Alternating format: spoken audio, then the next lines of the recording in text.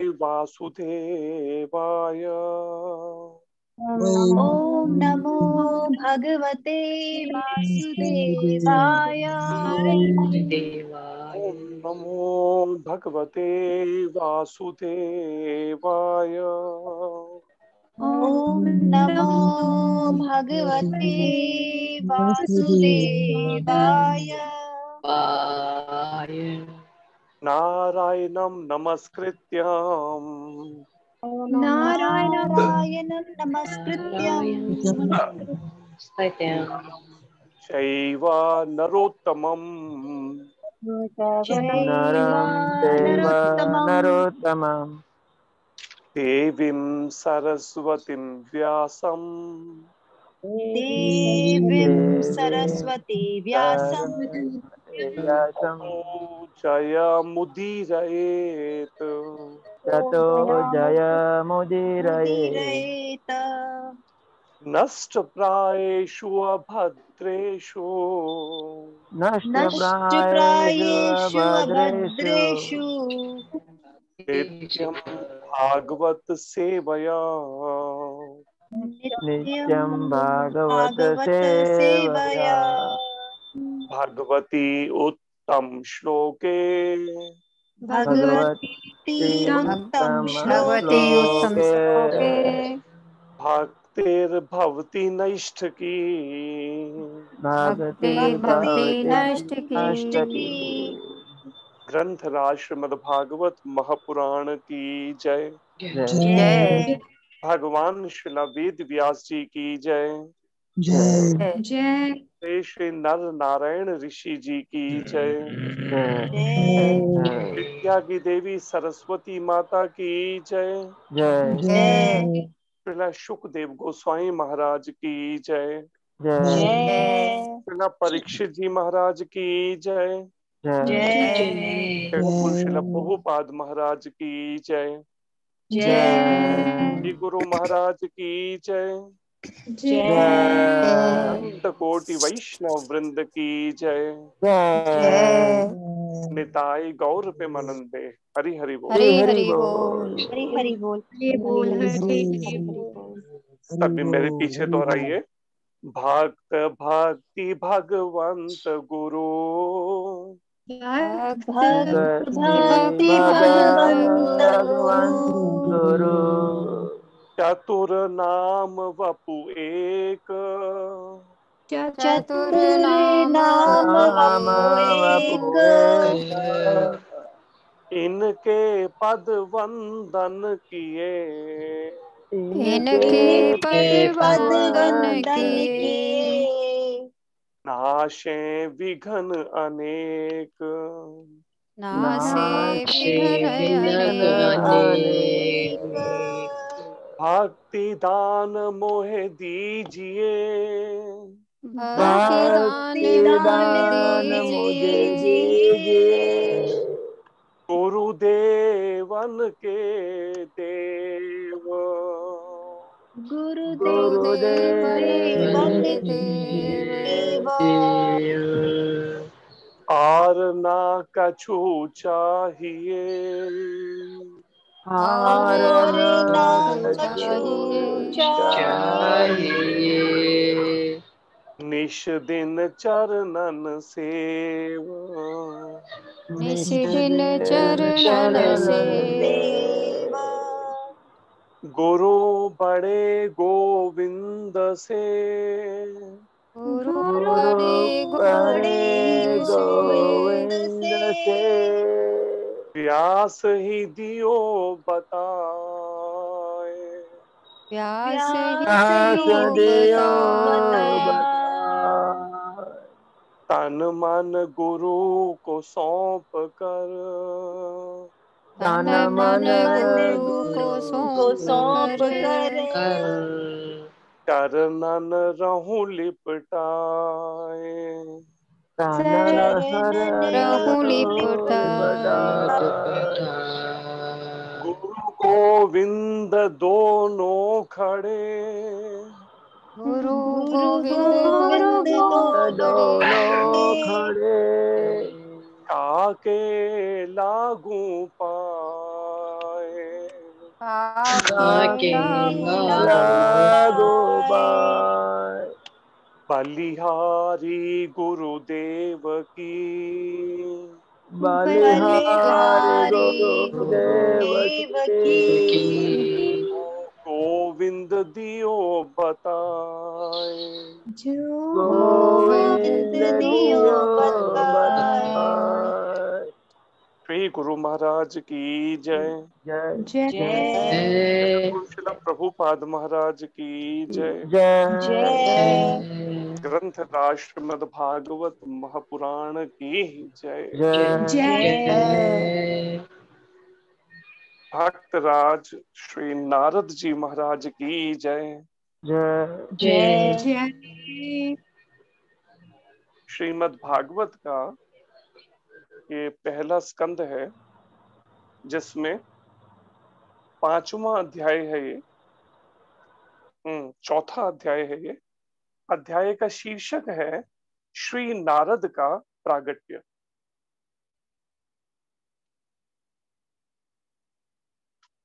सूत गोस्वामी को इस प्रकार बोलते देखकर दीर्घकालीन यज्ञो उत्सव में लगे हुए समस्त ऋषियों में विद्वान तथा वयोवृद्ध अग्रणी शौनक मुनि ने सूत गोस्वामी को निम्न प्रकार संबोधित करते हुए बधाई दी। ये प्रसंग है कि जिस समय में कलयुग का आरंभ होने से पहले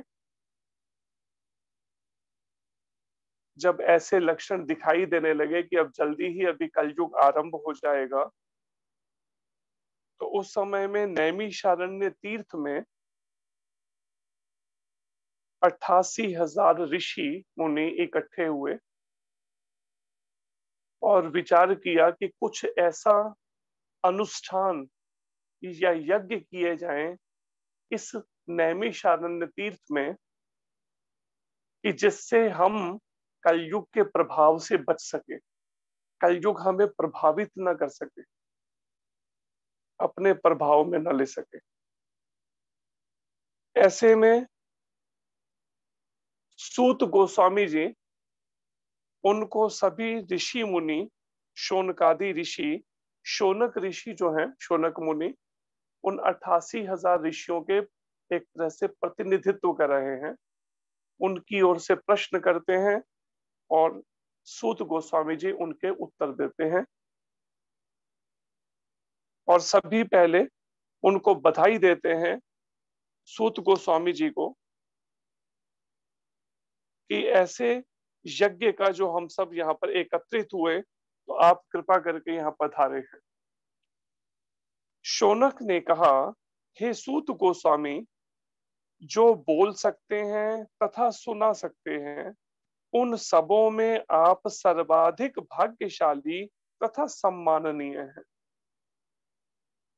कृपा करके श्रीमद् भागवत की पुण्य कथा कहें, जिसे महान तथा शक्ति संपन्न ऋषि शुकदेव गोस्वामी ने सुनाई थी। तो यहाँ पर शौनकादि सभी ऋषिगण ये प्रार्थना करते हैं सूत गोस्वामी जी को कि आप में वो सक्षमता, वो योग्यता है कि आप बोल भी सकते हैं, भगवान की इन कथाओं को सुना भी सकते हैं। क्यों? आपने प्रमाणिक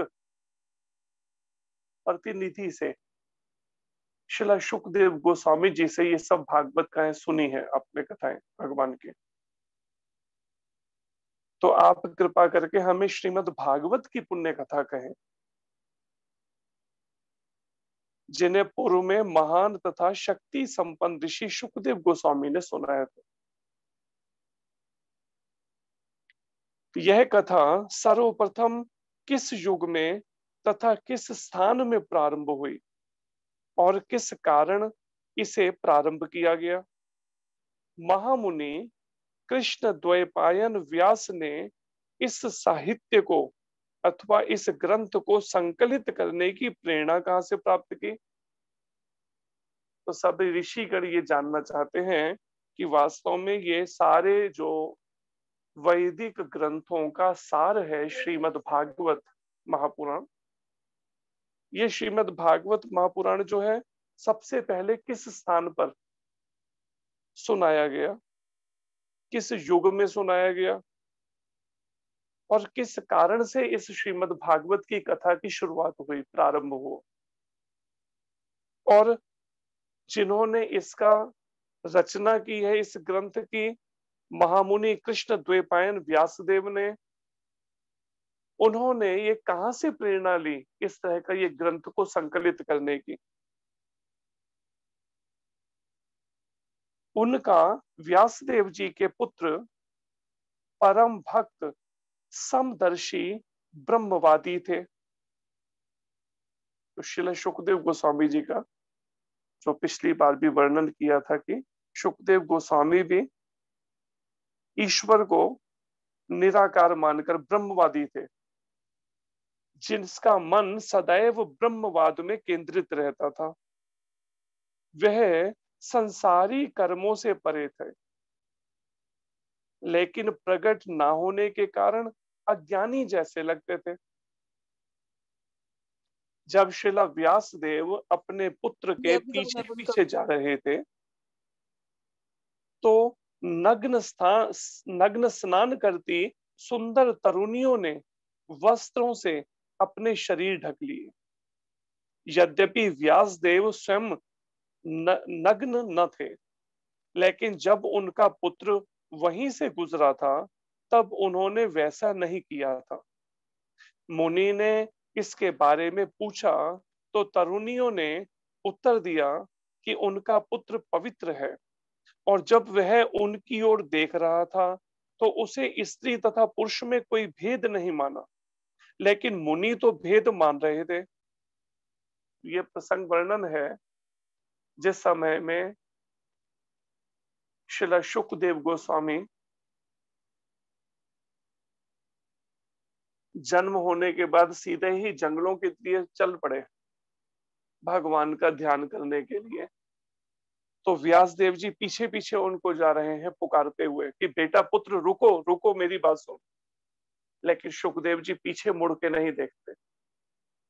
लेकिन जिस मार्ग से निकल रहे थे सुखदेव गोस्वामी, वो मार्ग में कुछ युवतियां निर्वस्त्र होकर स्नान कर रही थी। सुखदेव जी पास से निकल गए, लेकिन उन माताओं ने वस्त्र नहीं पहने, ऐसे ही स्नान करती रहीं। लेकिन जब उनके पीछे भगवान वेदव्यास निकले, जब उनके पीछे श्रील व्यासदेव जी, तो उन माताओं ने क्या किया, जल्दी जल्दी वस्त्र पहनने शुरू कर दिए। तो व्यासदेव जी को ये बड़ी अजीब बात लगी। उन्होंने मन में विचार करने लगे कि मेरा पुत्र तो बिल्कुल युवक है, नवयुवक, बिल्कुल अभी लगभग 16 साल के हैं। उनको देख के इन्होंने वस्त्र नहीं पहने, और मैं वृद्ध हूं, मेरे को देखकर ये वस्त्र पहन रही हैं। तो उन्होंने उनसे पूछा, उन युवतियों से, कि आपने मेरे पुत्र को देख के तो वस्त्र नहीं पहने, मुझे देखकर वस्त्र क्यों पहनने लगे? तो उन युवतियों ने कहा कि आपका जो पुत्र है उसको स्त्री और पुरुष के बीच का अंतर ही नहीं पता कि स्त्री क्या होती है, पुरुष क्या होता है, ये अंतर ही नहीं पता उसे।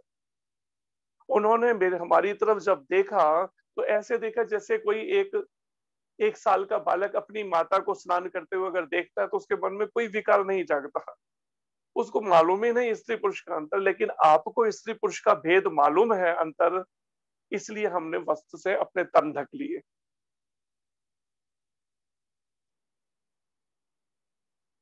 कुरु तथा जांगल प्रदेशों में पागल, गूंगे तथा मूढ़ की भांति घूमने के बाद जब वे व्यास पुत्र श्रील सुखदेव हस्तिनापुर, जो अब दिल्ली जिसको कहते हैं, हस्तिनापुर नगर में प्रविष्ट हुए, तो वहां के नागरिकों ने उन्हें कैसे पहचाना?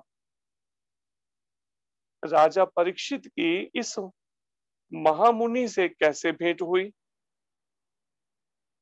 जिसके फलस्वरूप वेदों के इस महान दिव्य सार अथवा भागवत का वाचन संभव हो सका? तो परीक्षित महाराज जानना चाहते हैं कि जिनको शरीर की भी शुद्ध नहीं है, एक तरह से अवधूत की तरह जो घूम रहे हैं, सुखदेव गोस्वामी, जिनको शरीर का भान ही नहीं कि मेरे पास कोई भौतिक शरीर भी है, केवल उस ब्रह्म के ध्यान के अंदर उस ईश्वर जो सर्वज्ञ है, सर्वव्यापक है, जो निराकार रूप में कण कण में व्याप्त है सब जगह, भगवान अपनी उस अचिंत्य शक्ति के द्वारा, जो हमारे चिंतन से भी परे है, कि जिसकी हम कल्पना भी नहीं कर सकते, कि भगवान की ऐसी दिव्य शक्ति कैसे कि सब जगह उपस्थित है एक ही समय के अंदर। तो यहाँ पर यही बात प्रश्न कर रहे हैं शौनकादि ऋषि, कि जिनको शरीर की भी सुध नहीं है, उन सुखदेव गोस्वामी जो हैं, जिस समय कुरु जांगल प्रदेशों, अलग अलग प्रदेशों से होते हुए जब दिल्ली नगर में प्रविष्ट, दिल्ली जो हस्तिनापुर में प्रविष्ट हुए, तो नागरिकों ने कैसे वहां के पहचाना उनको, हस्तिनापुर के नागरिकों ने, और परीक्षित महाराज से भेंट कैसे हो गई उनकी, और फिर इस महान जो सारे वैदिक ग्रंथों का सार है श्रीमद् भागवत, इसका प्रवचन जो वाचन है, ये कैसे संभव हुआ, वो घटना क्या घटी जिस कारण से सुखदेव जी ने परीक्षित महाराज को ये श्रीमद् भागवत महापुराण ये ग्रंथ सुनाया, लीलाएं सुनाई। बल वे सुखदेव गोस्वामी किसी गृहस्थ के द्वार पर उतनी ही देर रुकते जितने समय में गाय दूही जा सकती है। वे उस घर को पवित्र करने के लिए ही ऐसा करते थे, जिसको प्रभुपाद जी कहते हैं, वे किसी भी गृहस्थ के दरवाजे पर आधे घंटे से अधिक, अर्थात जितने समय में गाय दूह ली जाती है, नहीं रुकते थे आधे घंटे से अधिक।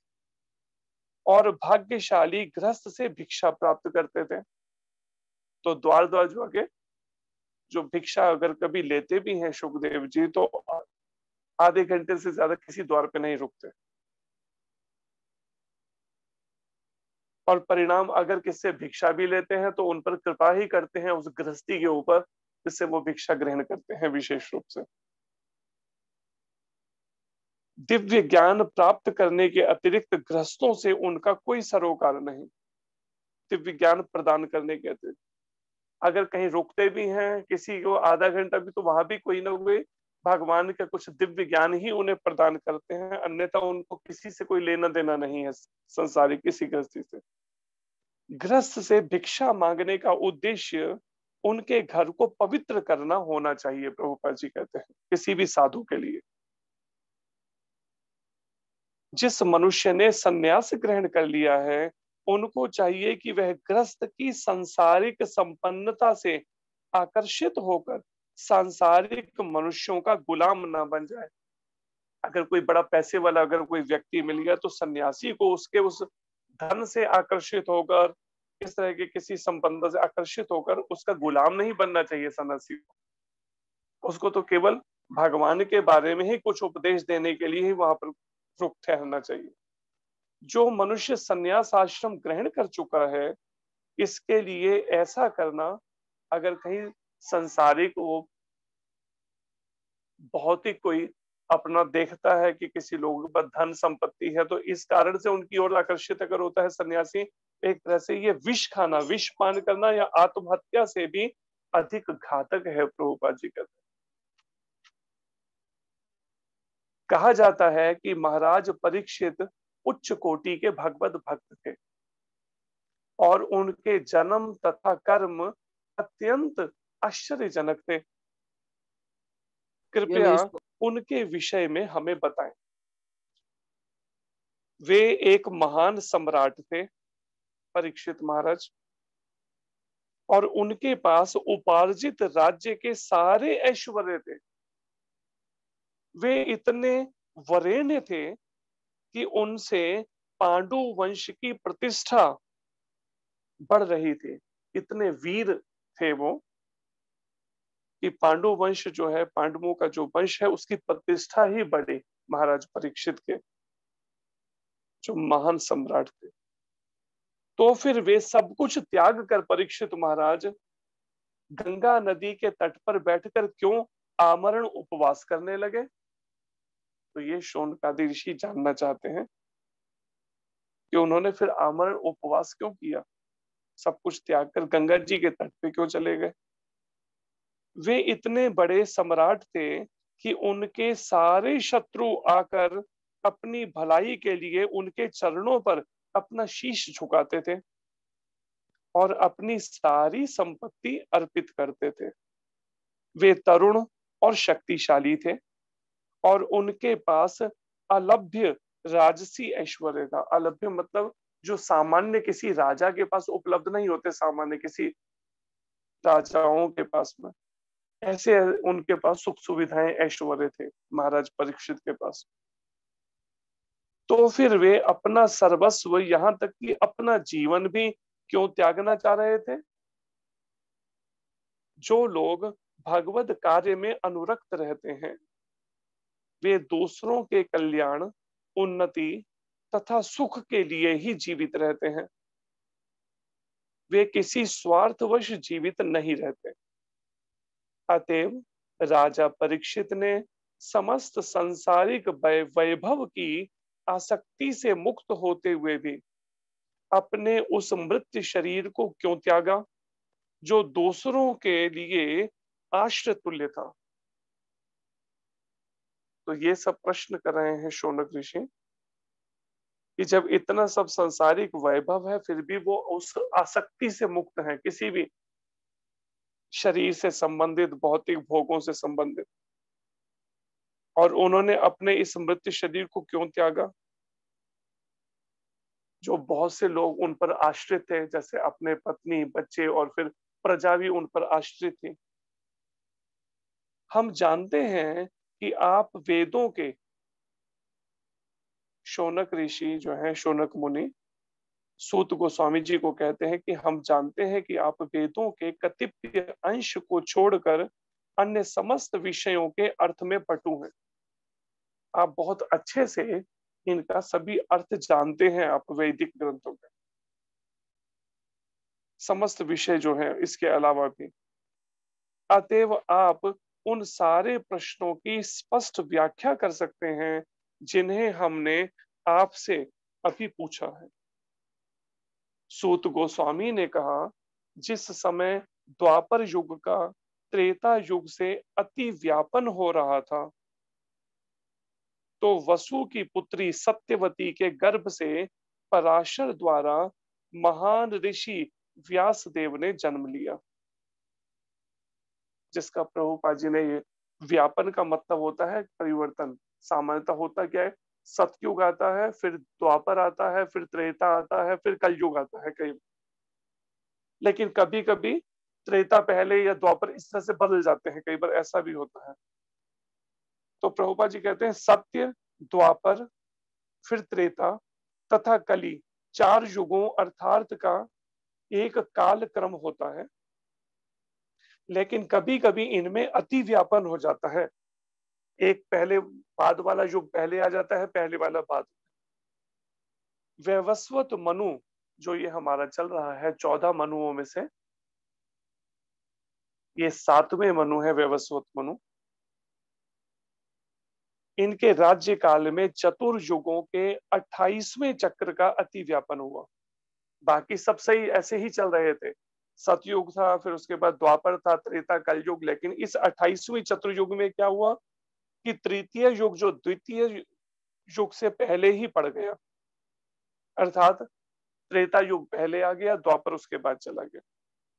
ऐसे युग में भगवान श्री कृष्ण भी अवतरित होते हैं। जब इस तरह का अति व्यापन होता है तो भगवान कृष्ण उस समय धरती पर अवतरित होते हैं, और इसलिए कुछ विशेष परिवर्तन हुआ था उस समय में। श्री कृष्ण भी अवतरित हो, महर्षि की माता सत्यवती, भगवान वेद व्यास जी जो हैं उनकी माता सत्यवती वसु मछुआरे की पुत्री थी और उनके पिता महामुनि पराशर थे। व्यासदेव के जन्म का यही इतिहास है। प्रत्येक युग 3 कालों में विभाजित होता है और हर काल संध्या कहलाता है। व्यासदेव उस युग की तृतीय संध्या में प्रकट हुए थे। तृतीय युग आखिरी जो संध्या काल है कि अब वो युग खत्म हो गया, अगला आएगा, ऐसे समय के बीच में प्रकट होना। एक बार सूर्योदय होते ही उन्होंने, व्यासदेव जी ने सरस्वती के जल से प्रातःकालीन आचमन किया और मन एकाग्र करने के लिए वे एकांत में बैठ गए। महर्षि व्यासदेव ने युग के कर्तव्यों में विरोधाभास देखा।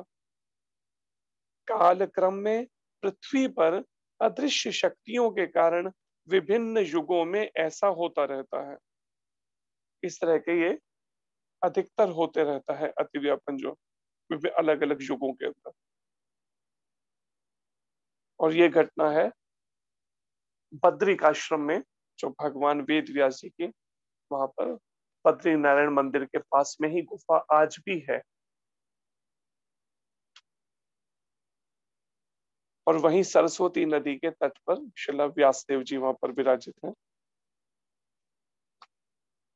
परम ज्ञानी ऋषि अपनी दिव्य दृष्टि से युग के प्रभाव से प्रत्येक भौतिक वस्तु की अवनति को देख सकते थे। तो भगवान वेदव्यास जो हैं अपनी दिव्य दृष्टि से देख पा रहे थे कि युग के प्रभाव से किस तरह से सब भौतिक वस्तुओं में गिरावट, पतन हो रहा है। वे यह भी देख सकते थे कि श्रद्धा विहीन व्यक्तियों की आयु क्षीण होगी। जिनके हृदय में भगवान के प्रति श्रद्धा नहीं होगी, उनकी आयु धीरे धीरे क्षीण होती जाएगी, स्वयं ही घटती जाएगी। वे सत्व गुण के अभाव के कारण अधीर रहेंगे। उनमें सत्व गुण की कमी होगी, या तो रजोगुण से या तमोगुण से प्रभावित होने के कारण हर समय वो विचलित रहेंगे, हर समय अशांत रहेंगे। इस प्रकार उन्होंने समस्त वर्णों तथा आश्रमों के लोगों के कल्याण पर विचार किया। प्रभुपाद जी कहते हैं कि जीवन की अनेकानेक आवश्यकताओं की चाहत के कारण स्वाभाविक रूप से आयु घट जाती है। जब कोई व्यक्ति बहुत भोगों में आसक्त हो जाता है, विषय वासनाओं को भोगने के अंदर, तो उसकी आयु घट जाती है भोगों में। उतने ही अधिक श्वास खर्च होते हैं, जल्दी भोगों में लगाता है वो श्वासों। स्मरण शक्ति कम हो जाती है, उसकी याददाश्त भी कम हो जाती है, बुद्धि अल्प हो जाती है, बुद्धि भी उसकी घट जाती है, और पारस्परिक व्यवहार में दिखावा आ जाता है।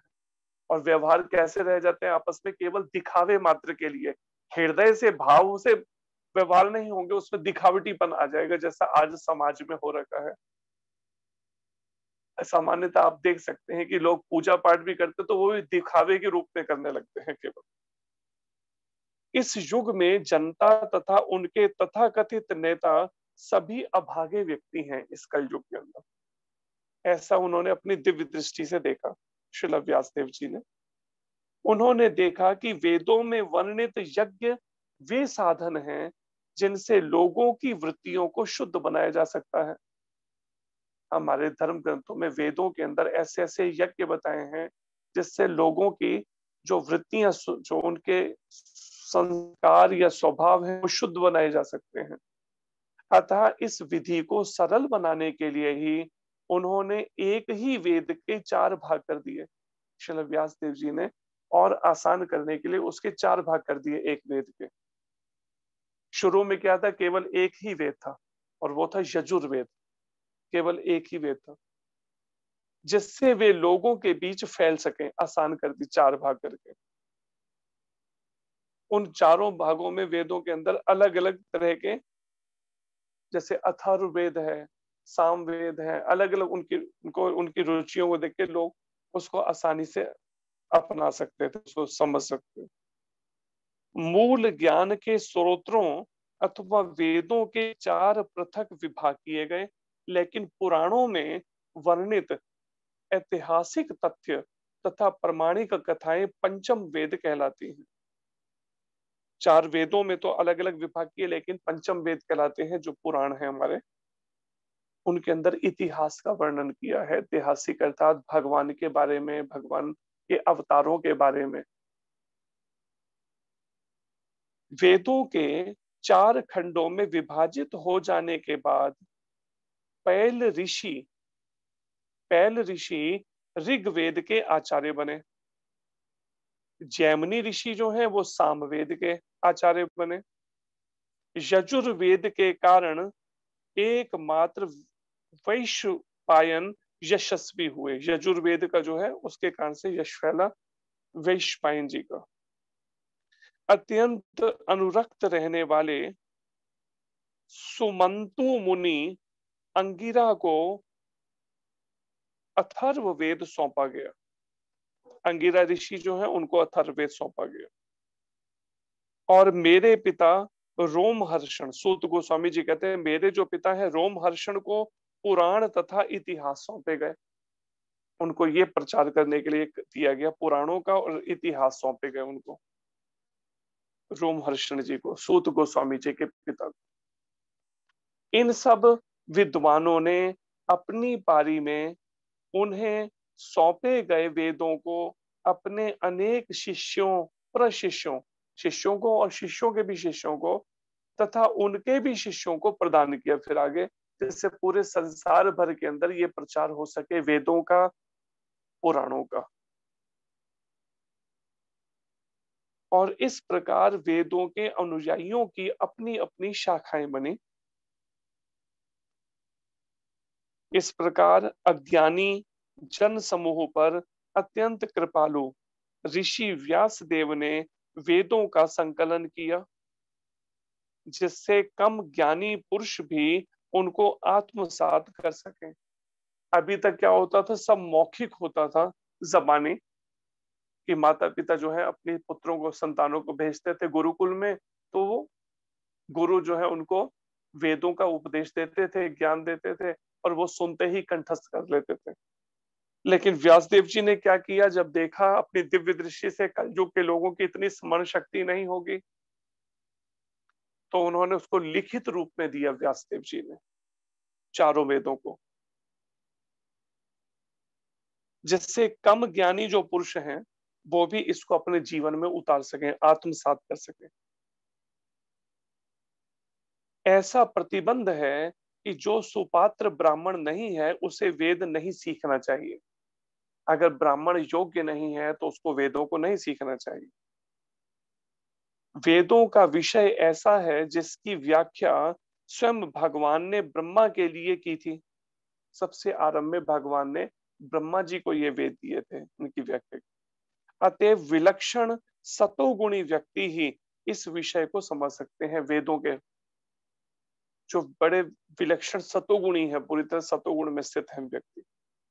रजोगुणी तथा तमोगुणी लोग वेद विषय को नहीं समझ सकते हैं, वेदों के सही तात्पर्य नहीं समझ पाएंगे रजोगुणी और तमोगुणी लोग।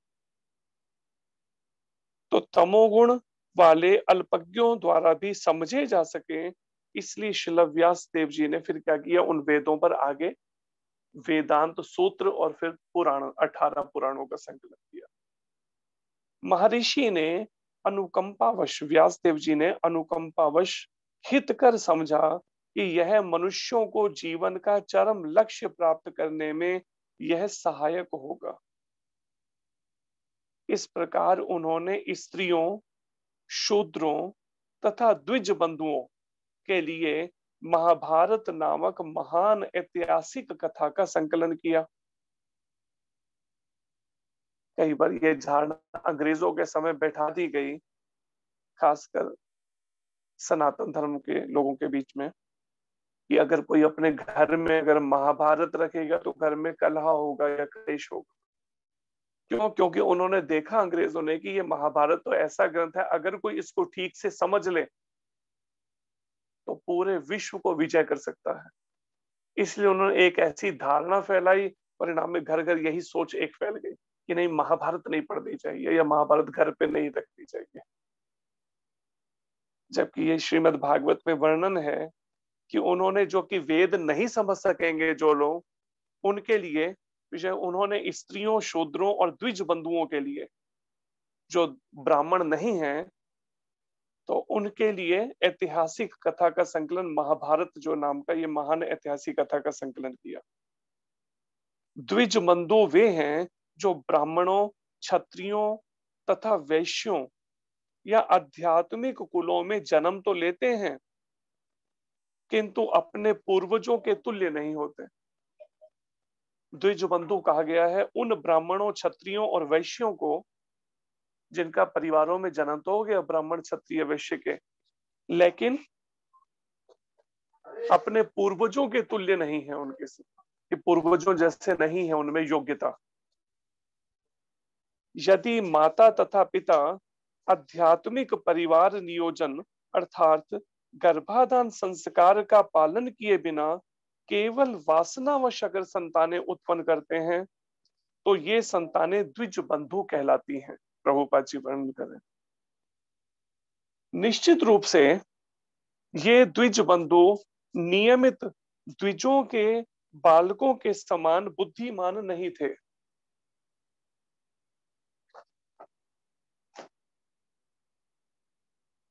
समान बुद्धिमान नहीं होते। ऐसे द्विज बंधुओं की गणना शूद्रों एवं स्त्रियों के साथ की जाती है जो स्वभाव से अल्पज्ञ होते हैं। शूद्रों तथा स्त्रियों को विवाह संस्कार के अतिरिक्त कोई अन्य संस्कार नहीं करना होता। महाभारत में ऐसे लोगों के लिए महाभारत लिखा गया है। इस महाभारत में वेद का सार भगवद गीता सन्निविष्ट है। हे द्विज ब्राह्मणों, यद्यपि वे समस्त लोगों के समग्र कल्याण कार्य में लगे रहे तो भी उनका मन भरा नहीं।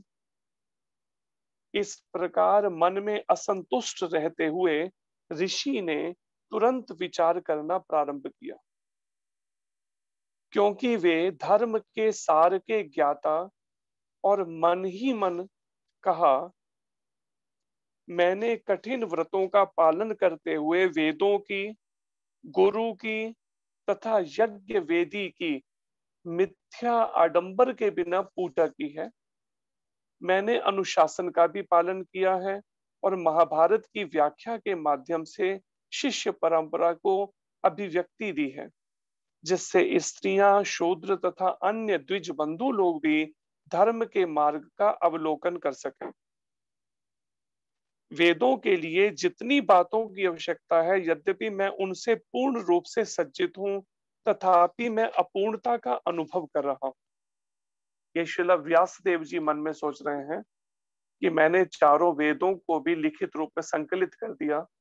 इतना सब करने के बाद भी मेरे को मन में शांति नहीं है पूर्ण, कि मेरा अभी कार्य पूर्ण हो गया या मैंने, ये मन में शांति नहीं है। कुछ अधूरापन लग रहा है व्यासदेव जी को।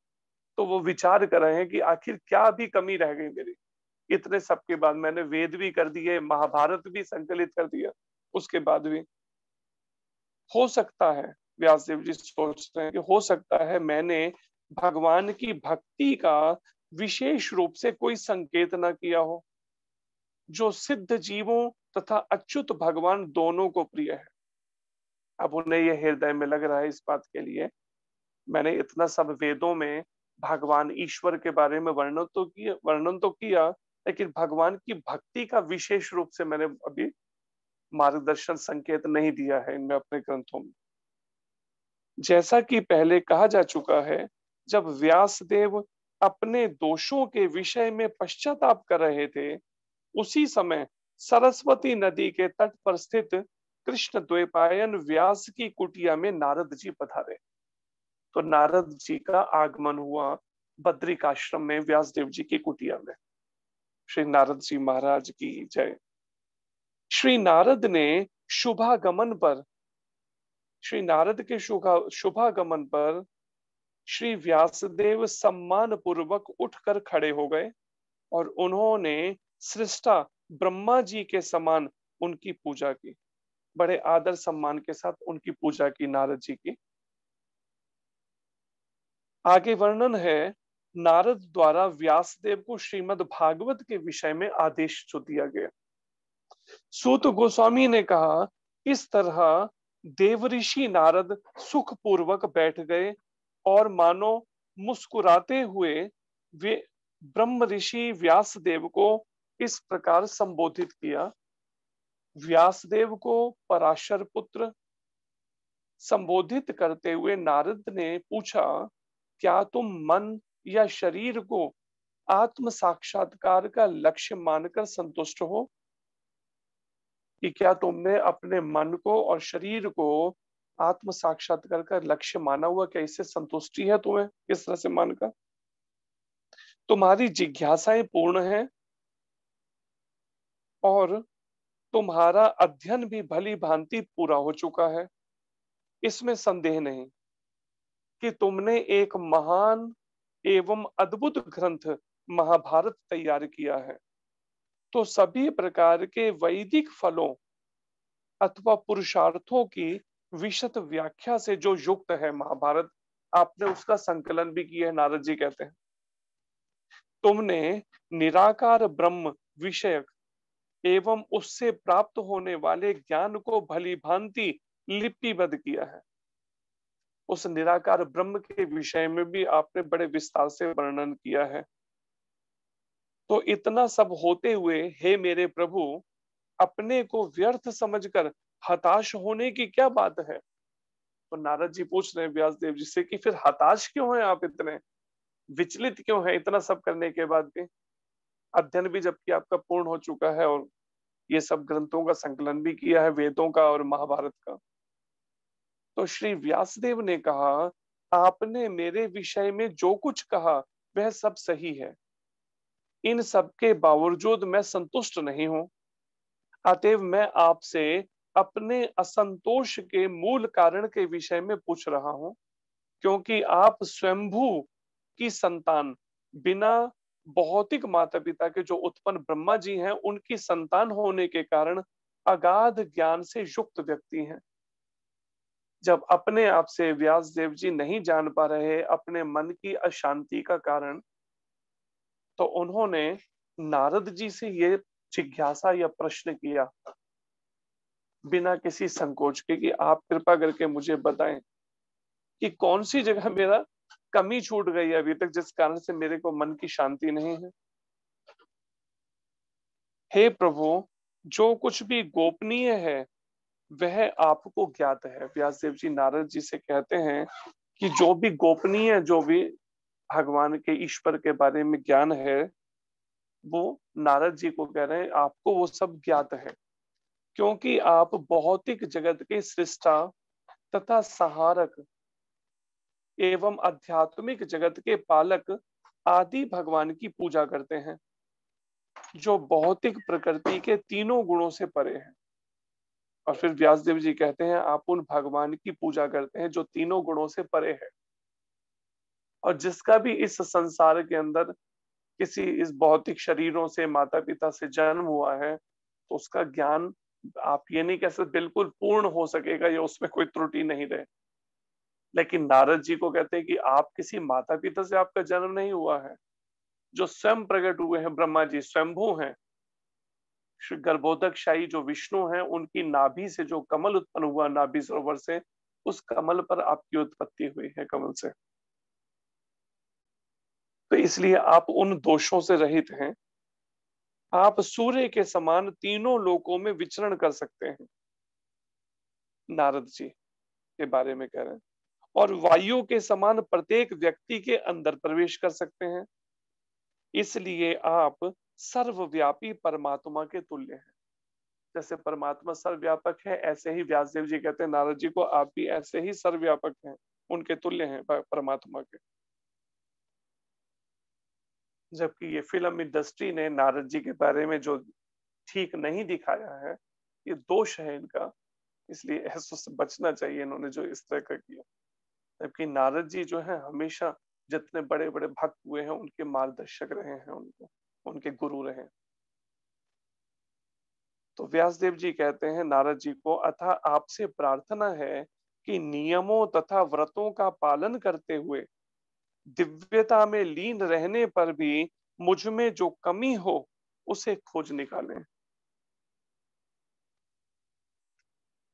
श्री नारद ने कहा, उनके आग्रह करने पर नारद जी कहते हैं, वास्तव में तुमने भगवान की अलौकिक तथा निर्मल महिमा का प्रसार नहीं किया। आपने इतना सब वेदों में निराकार ब्रह्म के बारे में आपने बताया,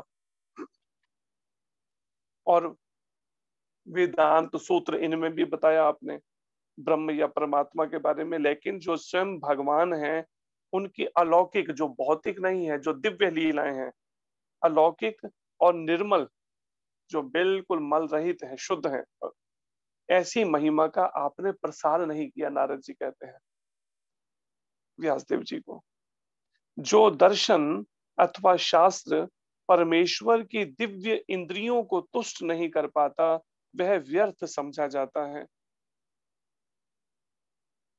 तो प्रभुपाद जी कहते हैं कि भगवान ने जीवों के रूप में अपना विस्तार इसीलिए किया है कि उन्हें उनसे प्रेम पूर्ण सेवा प्राप्त हो सके। भगवान ने हम सब जीवों की उत्पत्ति इसीलिए की, हमारा विस्तार अपने हम सब जीवों के रूप में, कि प्रेम पूर्वक पूर्ण उनकी सेवा उनसे प्राप्त हो सके, और इसी से भगवान तथा जीव दोनों ही संतोष प्राप्त कर सकते हैं। ऐसे में हे महामुनि, यद्यपि आपने धार्मिक कृत्य इत्यादि 4 पुरुषार्थों का विस्तार से वर्णन किया है, धर्म अर्थ काम मोक्ष के बारे में आपने व्यासदेव जी को कह रहे हैं, नारद जी की विस्तार से वर्णन किया है, किंतु आपने भगवान वासुदेव की महिमा का वर्णन नहीं किया है। जो वाणी संपूर्ण ब्रह्मांड के वायुमंडल को परिशुद्ध करने वाले भगवान की महिमा का वर्णन नहीं करती, उसे साधु पुरुष कौओं के स्थान के समान मानते हैं। जिस वाणी से भगवान की लिए महिमा का गान नहीं होता ना अगर, तो वो एक तरह से कौओं की तरह ही है, काव काव करना केवल वो। चूंकि परमहंस पुरुष दिव्य लोक के वासी होते हैं, अतः उन्हें ऐसे स्थान में कोई आनंद नहीं मिलता। ठीक है, संसारिक लोग इस तरह की बातों से आकर्षित हो सकते हैं जिसमें कोई भगवत चर्चा ना हो, लेकिन जो भगवान के शुद्ध भक्त हैं या परमहंस सेज के जो भक्त हैं,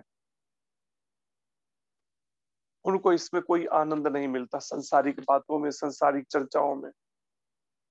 इसलिए चैतन्य महाप्रभु कहते हैं कि ग्राम्य वार्ता ना सुनी बेगान, संसारिक लोगों के ना इन व्यर्थ बातों को, घर गृहस्थी की या इस तरह की बातों में, संसार की, उसमें कान नहीं देना, ध्यान नहीं देना भक्तों को। उनको केवल भगवान की लीलाओं में ही अनुरक्त रहना चाहिए, खोए रहना चाहिए लोग। दूसरी ओर जो साहित्य असीम परमेश्वर के नाम, यश, रूपों तथा लीलाओं की दिव्य महिमा के वर्णन से पूर्ण है,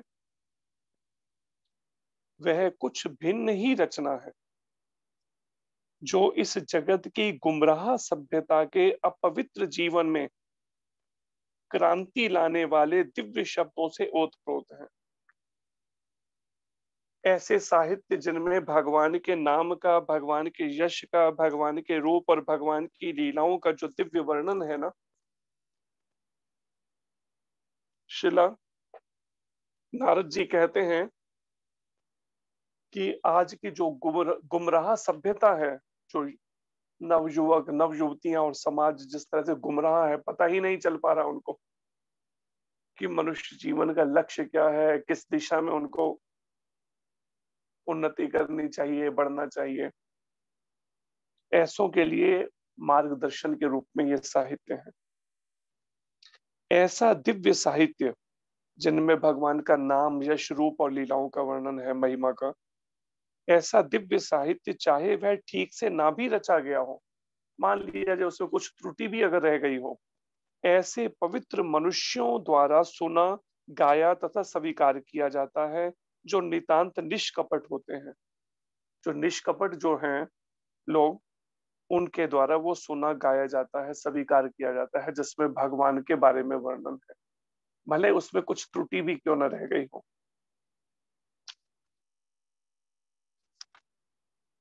आत्म साक्षात्कार का ज्ञान समस्त भौतिक आसक्ति से रहित होने पर शोभा नहीं देता, रहित होने पर भी शोभा नहीं देता, यदि वह अच्युत ईश्वर के भाव से शून्य हो। आत्म साक्षात्कार का ज्ञान है, नारद जी कहते हैं, कोई भौतिक आसक्ति भी नहीं है, कि व्यक्ति की भौतिक आसक्ति भी, सांसारिक भोगों से आसक्ति भी खत्म हो गई, वो आत्म साक्षात्कार के मार्ग पर चल भी पड़ा अगर आत्मा के बारे में जानने के लिए। लेकिन जो अच्युत ईश्वर हैं, उनके भाव से अगर शून्य है, उसमें ईश्वर के बारे में, भगवान अच्युत जो हैं, भगवान के बारे में अगर मार्गदर्शन नहीं है अगर पूरा, तो ऐसा व्यर्थ है वो आत्म साक्षात्कार का मार्गदर्शन ज्ञान जो। जब तक वो भगवान कौन है और उनके बारे में ठीक ठीक जानकारी अगर नहीं मिलती तो मिल पाती, तो फिर उन सकाम कर्मों से क्या लाभ है, फल की इच्छा से किए जाने वाले कर्मों से क्या लाभ है, यदि वे भगवान की भक्ति के लिए काम ना आ सके। कर्म कर रहे हैं लेकिन भगवान के लिए, प्रसन्नता के लिए नहीं अगर कर्म है, तो ऐसे सकाम कर्मों का कोई लाभ नहीं, नारद जी कहते हैं। और जो स्वभावतः प्रारंभ से ही दुखप्रद तथा क्षणिक होते हैं, और वो सकाम कर्म जो है हम पहले ही स्वभाव से क्या होते हैं, प्रारंभ से दुखप्रद होते हैं। दुखप्रद क्या है, उस फल की इच्छा से कर्मों के लिए बड़ा मेहनत संघर्ष करना पड़ता है व्यक्ति को, पैसा कमाना है या कुछ करना है, कितना दुख उठाता, कष्ट उठाता है वो सुबह से लेकर रात तक। और फिर क्षणिक होते हैं उसके फल। अगर चलो मान लिया जाए कुछ धन आ भी गया बदले में, दिन सुबह से लेकर रात तक मेहनत करके, लेकिन वो क्षणिक, कुछ समय बाद वो धन छोड़ना पड़ेगा या वो नष्ट हो जाएगा, क्षणिक होता है वो फल सकाम कर्मों के। हे व्यासदेव, तुम्हारी दृष्टि सभी तरह से पूर्ण है, नारद जी कहते हैं, तुम्हारी उत्तम ख्याति निष्कलुष है। और फिर आपका आचरण भी जो रहा है पहले का सारा, वो उत्तम ख्याति जो है वो निष्कलुष, कोई किसी तरह का कलमश या दोष नहीं है आपके जीवन में, आपकी ख्याति में। तुम अपने व्रत में दृढ़ हो और सत्य में स्थित हो।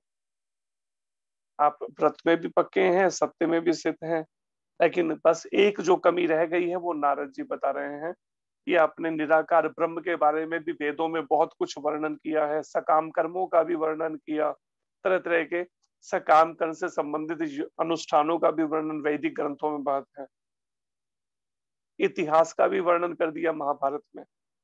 लेकिन स्वयं भगवान की लीलाओं का, भगवान श्री कृष्ण की और उनके अवतारों की लीलाओं का वो आपने अभी तक नहीं गुणगान किया। यही अधूरापन जिस कारण से व्यासदेव जी का मन शांत नहीं है, तो नारद जी कृपा करके मार्गदर्शन दे रहे हैं। अतएव तुम समस्त लोगों को भौतिक बंधन से मुक्ति दिलाने के लिए भगवान की लीलाओं के विषय में समाधि के द्वारा चिंतन कर सकते हो। अब नारद जी कहते हैं क्या करना चाहिए आपको, कि समस्त लोग, संसार के समस्त लोगों, जो भौतिक बंधन से मुक्ति दिलाने के लिए, सभी जो जन्म मृत्यु जरा व्याधि के चक्र में घूम रहे हैं संसार के जीव, बद्ध जीव जो हैं, उनको मुक्ति दिलाने के लिए आप भगवान की लीलाओं के विषय में क्या करिए, उनको समाधि में चिंतन करिए भगवान की लीलाओं का, और जो जो आपको फिर अनुभव होते जाए उसको लिखिए, जो श्रीमद् भागवत ग्रंथ है इसमें।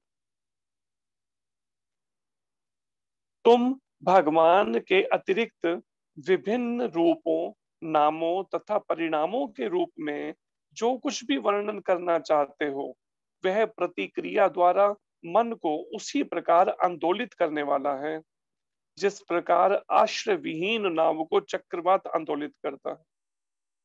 और अगर आप भगवान से हटकर अगर कुछ भी ऐसा वर्णन करते हैं, तो वो वर्णन ऐसा ही है जैसे नदी के अंदर कोई नाव जा रही है तो अचानक तूफान आ जाए तो वो नाव डगमगाने लगती है।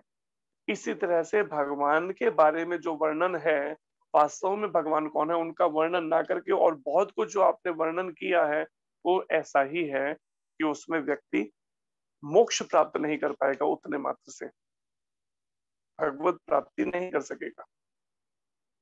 सामान्य लोगों में भोग करने की स्वाभाविक प्रवृत्ति होती है। सामान्यतः आम जो लोग हैं संसार में, उनकी एक स्वाभाविक वृत्ति है, भोगों की तरफ मन आकर्षित होता है। और तुमने धर्म के नाम पर उन्हें वैसा करते रहने के लिए प्रोत्साहित किया है। और आपने क्या किया? धर्म के नाम पर वेदों में इसी तरह के अनुष्ठान बता दिए, सकाम कर्मों के लिए किसके लिए क्या किया जाए, किसको पूजा जाए, किस तरह, वही सब बता दिया आपने पुराणों के अंदर। इन सब में कैसे देवी देवताओं को प्रसन्न किया जाए, किसे अपने भौतिक भोगों की इच्छाओं को अपनी भौतिक पूरी करने के लिए, उसी के लिए प्रोत्साहन दिया आपने लोगों को। यह अत्यंत घृणित तथा अत्यंत अनुचित है। नारद जी कहते हैं ये एक तो घृणित है और एक अनुचित है, ये ठीक नहीं। क्योंकि वे लोग तुम्हारे उपदेशों के अनुसार मार्गदर्शन प्राप्त करते हैं। और संसार के लोग आप जो भी उपदेश करेंगे, व्यासदेव जी को कहते हैं नारद जी, उसी से वो मार्गदर्शन प्राप्त करते हैं। और आपने ही उनको ये सब कर्म कांड के अंदर फल की इच्छा से कर्म करना, सकाम कर्मों के लिए उसके लिए किस तरह से देवी देवताओं को पसंद किया जाए, अनुष्ठान किया जाए, इसमें उलझा दिया उन सबको आपने। अतः वे ऐसे कार्यों को धर्म के नाम पर ग्रहण करेंगे और वो सोचेंगे बस धर्म इसे ही कहते हैं, ये मानकर वो इसी में उलझ जाएंगे कर्म कांड के अंदर। और निषेधों की भी परवाह नहीं करेंगे, उसमें क्या क्या नहीं करना चाहिए उसकी भी परवाह नहीं करेंगे जीवन में। भगवान असीम है, केवल वही निपुण व्यक्ति इस आध्यात्मिक ज्ञान को समझने के लिए योग्य है, जो भौतिक सुख के कार्यकलापों से विरक्त हो चुका है। और आध्यात्मिक विषय को, ज्ञान को समझने के लिए वही व्यक्ति योग्य है, केवल वही निपुण व्यक्ति जो भौतिक सुख के कार्यकलापों से विरक्त हो चुका है, जिसका मन भौतिक सुख के ये जो कार्यकलाप हैं उनसे, उनका मन में वैराग्य आ चुका है या मन हट चुका है। जिसने भगवान की भक्तिमय सेवा में प्रवृत्त होने के लिए अपनी भौतिक वृत्तियों को त्याग दिया है, वह कभी कभी कच्ची अवस्था में नीचे गिर सकता है, तो भी उसके असफल होने का कोई खतरा नहीं रहता। इसके विपरीत अभक्त चाहे अपनी वृत्तियों अथवा कर्तव्यों में पूर्ण रूप से रत क्यों न हो, उसे कुछ भी लाभ नहीं होता। फिर नारद जी कहते हैं, कोई अगर भगवान की भक्तिमय सेवा में अगर लग जाता है कोई व्यक्ति, और परिणाम उसमें कभी अगर उसका पतन भी हो जाए, अगर वो उससे नीचे भी गिर जाए, उनको भक्ति को अगर वो छोड़कर फिर भोगों में अगर कभी गिर भी जाए, तो भी वो असफल नहीं होगा। उसने जो थोड़ी भी भक्ति अगर की है वो उसकी साथ बनी रहेगी, जो उसे इस जन्म या अगले जन्म के अंदर फिर उससे आगे भक्ति करनी होगी। अगर कभी फिर दोबारा मन भोगों में चला गया अगर भक्ति करते अचानक उसे, लेकिन वहीं पे ही कोई कर्मकांडी या संसारिक व्यक्ति भौतिक संसारी कर्मों में बड़े लगन से लगा हुआ है और उसके लगने के बाद भी परिणाम में उसे वो कोई फल प्राप्त नहीं होता, अर्थात उसको मृत्यु के समय वो सब, मृत्यु के एक थप्पड़ के साथ सब छोड़ के जाना पड़ेगा, वो सब भोगों को जिसमें अभी उसका मन बड़ा आसक्त है, जो वो भगवान की भक्ति छोड़कर केवल उन भौतिक कर्म उसके लिए दौड़ रहा है। इसलिए थोड़ी भी की गई भक्ति उसकी जो है उसको उस मृत्यु के भय से बचा लेगी, जिसको गीता में भगवान कृष्ण कहते हैं। अल्प थोड़ा सा भी उसका कोई किया गया ऐसा सत्कर्म या भक्ति है, उसकी त्रायते भयतो मयात्, उसको मृत्यु के भय से रक्षा कर लेगी उसकी। जो व्यक्ति वास्तव में बुद्धिमान तथा तत्व ज्ञान में रुचि रखने वाले हैं, जो बुद्धिमान है और इस आत्मा और परमात्मा के तत्व में रुचि रखने वाले, इसको समझने में, उन्हें चाहिए कि वे उस सार्थक अंत के लिए प्रयत्न करें जो उच्चतम लोक ब्रह्म लोक से लेकर निम्नतर लोक पाताल तक विचरण करने से भी प्राप्य नहीं है। तो उन्हें क्या करना चाहिए? उन्हें अपने जीवन में यह प्रयास करना चाहिए, बुद्धिमान लोगों को जो वास्तव में जानना चाहते हैं आत्मा परमात्मा के इस तत्व को, कि वो इन 14 लोकों में सबसे ऊंचा है ब्रह्मलोक, ब्रह्मा जी का लोक, और सबसे नीचे है पाताल लोक। इन 14 लोकों में बार बार जन्म मृत्यु के शरीर बदलने से कैसे बचा जाए या निकला जाए, इससे इनमें दोबारा ना आना पड़े जन्म मृत्यु के चक्र में, उन्हें इस पे विचार करना चाहिए। जहां तक इंद्रिय भोग से प्राप्त होने वाले सुख की बात है, यह तो काल क्रम से स्वतः प्राप्त होता है, जिस प्रकार हमारे ना चाहने पे भी हमें दुख मिलते रहते हैं। कोई भी व्यक्ति नहीं चाहेगा कि मेरे जीवन में दुख आए, तो भी दुख जैसे आ जाते हैं, ऐसे ही नारद जी कहते हैं इंद्रियों को जो उसके भोग हैं, उसको स्वतः समय कालक्रम के अनुसार जैसे जैसे समय बीतता है उसको अपने आप मिलेंगे ही। पिछले किए हुए कर्मों के फलों के अनुसार उसको सुख वो मिलने ही है, वो फल मिलने हैं, इंद्रिय भोग मिलने हैं। उसके लिए केवल मेहनत करते रहना, मनुष्य जीवन लगाना, इसके लिए ये उचित नहीं है उसको। हे प्रिय व्यास, यद्यपि भगवान कृष्ण का भक्त भी कभी कभी किसी न किसी कारण नीचे गिर जाता है, कभी कभी भगवान कृष्ण का भक्त भी नीचे गिर जाता है, नारद जी कहते हैं, जब किसी का मन में भोगों, दोबारा से मन भोगों पे चला जाए अगर किसी का, लेकिन उसे दूसरों अर्थात सकाम कर्मियों आदि की तरह भव चक्र में नहीं आना पड़ता।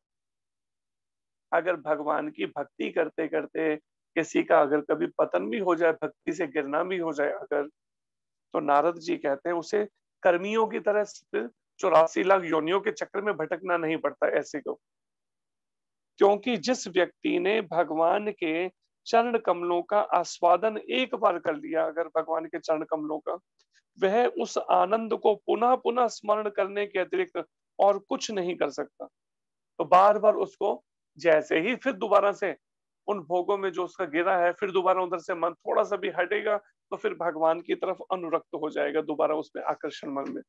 क्योंकि एक बार भी अगर भगवान के चरण कमलों का उसने सेवा करके, उनके चरण कमलों की पूजा करके उसने एक बार भी अगर उसको थोड़ा भी रस आ गया अगर भक्ति के अंदर, तो फिर वो इधर उधर और नहीं भटकेगा, एक समय के फिर दोबारा लौट आएगा भक्ति में।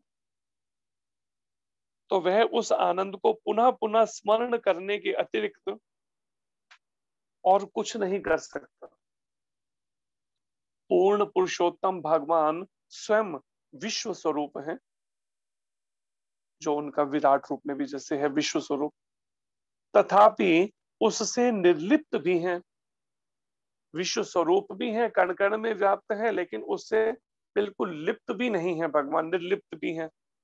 इसको कहा है चैतन्य महाप्रभु ने अचिंत्य भेदा भेद, कि अगर भेद है भी आपस में भगवान में और इस संपूर्ण ब्रह्मांडों में और जीवात्माओं में, और अंतर नहीं भी है, जिसका आसान उदाहरण है सूर्य देव और सूर्य की किरणें, सूर्य और सूर्य की किरणें।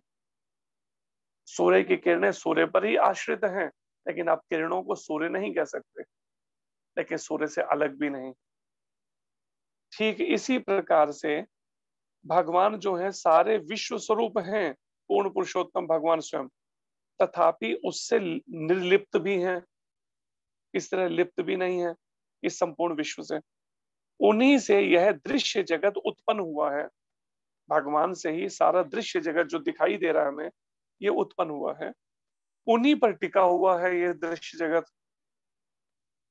और सहार के बाद उन्हीं में प्रवेश कर जाता है। जब प्रलय होती है तो उन्हीं में प्रवेश कर जाता है दोबारा ये दृश्य जगत।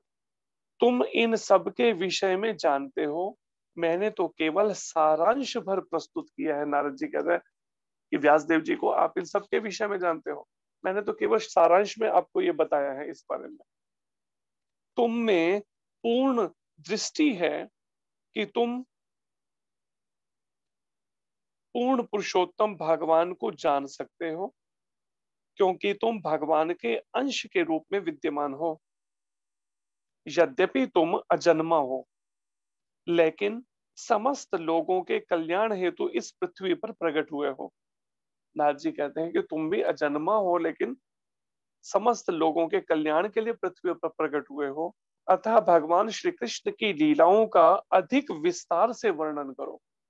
अभी तक किया है इससे पहले पुराणों के अंदर, जो 17 पुराण है उसमें किसी किसी पुराण में, जैसे ब्रह्मांड पुराण में वर्णन है, विष्णु पुराण में वर्णन है, लेकिन नारद जी कहते हैं अब विस्तार से वर्णन करो भगवान कृष्ण की लीलाओं का। अब विद्वान मंडली ने यह स्पष्ट निष्कर्ष निकाला है, जो विद्वान लोगों का जो समूह है, मंडली है विद्वानों की, उन्होंने यह स्पष्ट निष्कर्ष निकाला है कि तपस्या, वेदा अध्ययन यज्ञ, दान तथा स्तुति जप का अचूक प्रयोजन अथवा उद्देश्य उत्तम श्लोक भगवान की दिव्य लीलाओं के वर्णन में जाकर समाप्त होता है। कि कितना भी चाहे विद्वान लोग तपस्याएं करते हैं, वेदों के अध्ययन करते हैं, यज्ञ करते हैं, दान करते हैं या अनेक तरह से स्तुति और जप करते हैं, लेकिन इन सबके पीछे उद्देश्य क्या है उन विद्वानों का? कि भगवान की दिव्य लीलाओं के वर्णन पर ही जाके वो समाप्त होता है वो सब लीला। ये सब उनके कर्म जितने। हे मुनि, पिछले कल्प में मैं किसी दासी के पुत्र के रूप में उत्पन्न हुआ। अब नारद जी अपने जीवन के बारे में बता रहे हैं कि मेरे को ब्रह्मा जी के मानस पुत्र के रूप में जन्म कैसे मिला, मैं पिछले जन्म में मेरा क्या था जीवनी। तो व्यास देव जी को सुना रहे हैं कि पिछले कल्प में मैं किसी दासी के पुत्र के रूप में उत्पन्न हुआ जो वेदांत सिद्धांतों के अनुयायी ब्राह्मणों की सेवा करती थी। जब वे लोग वर्षा ऋतु के चतुर्मास में साथ साथ रहते थे तो मैं उनकी सेवा टहल व्यक्तिगत सेवा किया करता था। तो ऐसे कुछ वेदांती थे जो वेदों के जानने वाले ऐसे ब्राह्मण थे। चतुर्मास चौमासा जैसे आता है, चतुर्मास जुलाई अगस्त सितंबर अक्टूबर के महीने आते हैं, तो साधु लोग क्या है एक ही जगह पर रुक जाते हैं और वहां पर रहकर ही जो भी भजन साधन करते हैं। नारद जी कहते हैं उस समय मैं पिछले कल्प के अंदर दासी पुत्र था और मेरी जो माता है वो इस तरह से साधु जो है चतुर्मास में जब रुके एक स्थान पर आकर एक गांव के बाहर, तो गांव के लोगों ने क्या किया, मेरी माता को उनकी सेवा के अंदर रख दिया, वहां पर लगा दिया। उनके लिए भोजन पकाती थी मेरी माता, साफ सफाई करती थी उनके आश्रम में। तो ऐसे में मैं उनकी, नारद जी कहते हैं मैं भी क्या करता था उन साधुओं की, उन महात्माओं की क्या करता, मैं भी व्यक्तिगत सेवा किया करता था। उनकी सेवा करना, जैसे माता भोजन परोसती तो मैं पत्तल रख देता था। उसके बाद जब वो भोजन कर लेते महात्मा जन तो मैं क्या करता, प्रतिदिन उनसे अनुमति लेके उनकी जूठन खा लिया करता था, जो आगे वर्णन आएगा। तो उनको भक्ति का रोग लगा हुआ था उन सब महात्माओं को, तो मुझे भी वही भक्ति का रोग लग गया उनकी जूठन खाने से। यद्यपि वे स्वभाव से निष्पक्ष थे, वो महात्मा जन बिल्कुल निष्पक्ष थे, मन से साफ मन के थे, किंतु उन वेदांत के अनुयायियों ने मुझ पर अहेतु की कृपा की। उन संतों ने नारद जी के मेरे पर अहेतु के, बिना कारण के, बिना हेतु के मेरे पर कृपा की। जहां तक मेरी बात थी, मैं इंद्रिय जीत था और बालक होने पर भी खेल कूद से अनासक्त था। सारे बच्चे खेला, मैं 5 साल की उम्र थी मेरी लगभग, सारे बच्चे खेलते थे, मेरा मन ही नहीं करता था खेलने को। जब वो महात्मा जन भगवान की कथाएं सुनाते थे मेरे को बड़ा अच्छा लगता था, मैं जाके बैठ जाता था आके और बड़ी लगन के साथ में भगवान की कथाएं उनके मुखारबिंद से सुनता था। साथ ही मैं चपल ना था, मैं चंचल भी नहीं था मेरा मन, और कभी भी जरूरत से ज्यादा बोलता नहीं था। मैं बड़ा मितभाषी था, नारद जी कहते हैं उस समय दासी पुत्र के रूप में बहुत थोड़ा बोलता था। जो काम की बात है बस वही बोली, अनावश्यक मैंने कुछ भी बोलते रहे ऐसे व्यर्थ में। उनकी अनुमति से मैं केवल एक बार उनकी जूठन खाता था, नारद जी कहते हैं दासी पुत्र के रूप में। ऐसा करने से मेरे सारे पाप तुरंत ही नष्ट हो गए। उन वैष्णव, उन महान भक्तों की जूठन खाने से मेरे सारे पाप केवल उतने से ही नष्ट हो गए मेरे। इस प्रकार सेवा में लगे रहने से मेरा हृदय शुद्ध हो गया। उनकी सेवा में 4 महीने जो मैं रहा अपनी माता के साथ, तो मेरा हृदय शुद्ध हो गया, जो थोड़ा बहुत भी पिछला कलमश था, मैल, वो भी धुल गया। और तब वेदांतियों का स्वभाव मेरे लिए अत्यंत आकर्षक बन गया। जैसी मन का मैल धुला, मेरे को बड़ा आकर्षण हो गया उनके प्रति, उन महात्माओं के प्रति, उन वेदांतियों के प्रति जो वेदों के ज्ञानी थे। नारद जी कहते हैं, हे व्यासदेव, उस संगति में तथा उन महान वेदांतियों की कृपा से मैं उनके द्वारा भगवान कृष्ण की मनोहर लीलाओं का वर्णन सुन सका। उन्होंने भगवान कृष्ण की मनोहर लीलाएं सुनाई उन 4 महीनों के अंदर, और इस प्रकार ध्यान पूर्वक सुनते रहने से भगवान के विषय में प्रतिक्षण अधिकाधिक सुनने के प्रति मेरी रुचि बढ़ती ही गई। अब नारद जी कहते मैं जैसे जैसे सुनता गया और वैसे वैसे मेरी और रुचि बढ़ती चली गई भगवान की कथाएं सुनने के प्रति, और आकर्षण बढ़ने लगा। और जबकि लगभग 5 साल के हैं अभी केवल। हे महामुनि, ज्यों ही मुझे भगवान का आस्वाद प्राप्त हुआ, जैसे भगवान की कथाओं का रस लगा मेरे को, त्यों ही मेरा ध्यान भगवान का श्रवण करने के प्रति अटल हो गया।